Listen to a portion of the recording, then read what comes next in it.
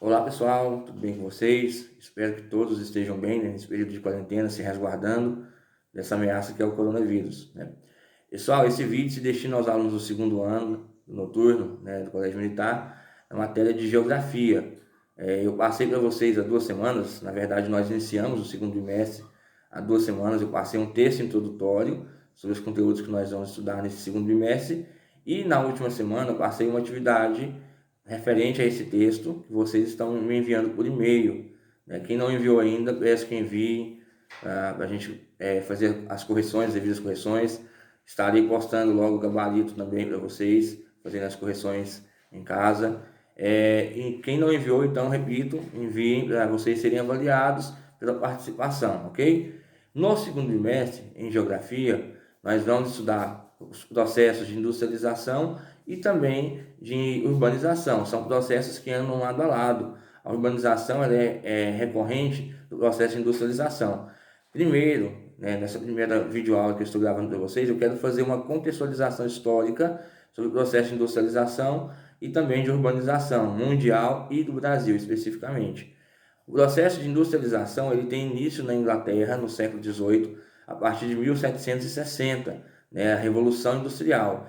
Segundo os historiadores e geógrafos também, a Revolução Industrial é dividida em 3 momentos, ou 3 revoluções. A primeira revolução, que vai de 1760 na Inglaterra até 1850, 1860. A segunda revolução, que é a ampliação das indústrias, né, que a revolução alcança outros países, como os Estados Unidos, Japão, França, Alemanha. É a segunda fase da revolução, a segunda revolução, a partir de 1860.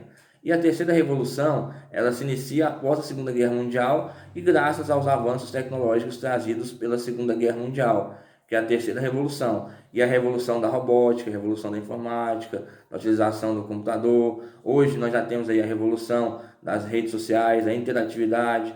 Então esse processo de industrialização foi muito importante para o desenvolvimento da humanidade. Então, como eu disse, a Revolução Industrial ela se inicia na Inglaterra no século XVIII, a partir de 1760.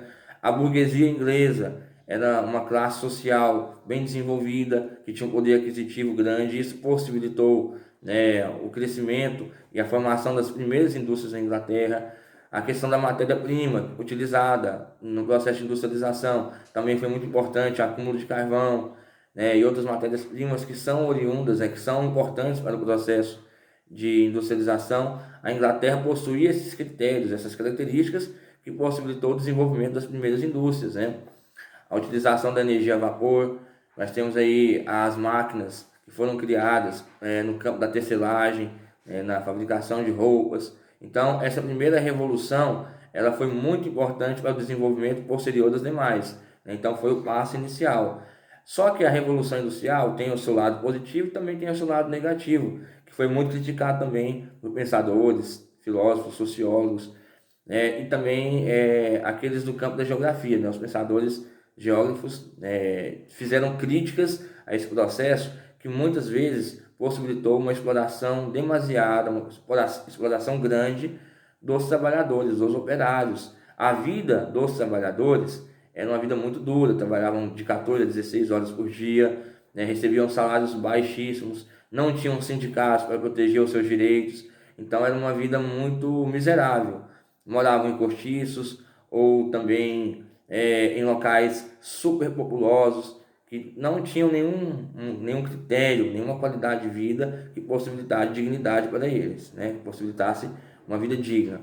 Então, esses problemas da Revolução Industrial foram muito criticados, principalmente por teóricos da filosofia, como Karl Marx, Friedrich Engels, que faziam uma análise sobre a realidade da vida dos trabalhadores, né? Então, mulheres, crianças, idosos que trabalhavam, que eram explorados, que faziam trabalhos extenuantes, que recebiam pouco e ainda sofriam castigos físicos, né? Então, essa situação que foi gerada pela Revolução Industrial gerou muita crítica no campo filosófico e das formas de conhecimento, das formas de pensamento.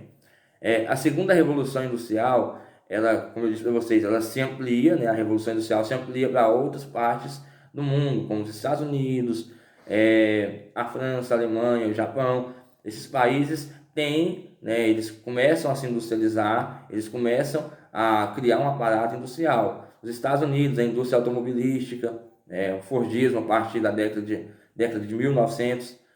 Nós temos também uma indústria de bens de consumo na França, nós temos uma indústria armamentista na Alemanha. Por isso que a Alemanha surgiu como grande potência na Primeira Guerra Mundial, porque investia pesadamente em armamentos. Então, a segunda etapa da Revolução Industrial caracteriza-se por esse avanço, né, por essa proliferação das indústrias para outros cantos do mundo.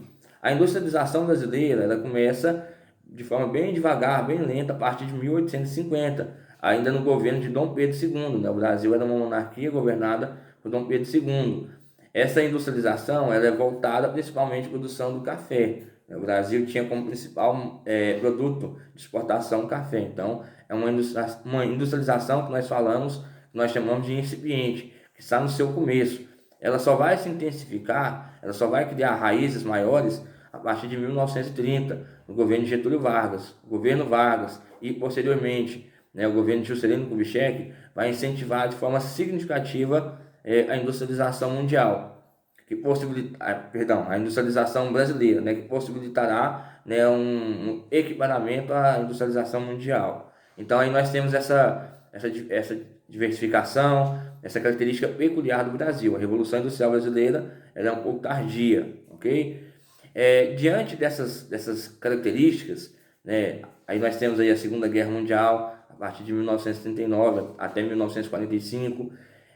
Também temos a intensificação das tecnologias. Muitas tecnologias são criadas, que são utilizadas para a guerra, tecnologias referentes à guerra, mas que possibilitam também um desenvolvimento econômico para os países, e também um avanço tecnológico de forma muito extremada, de forma inenarrável.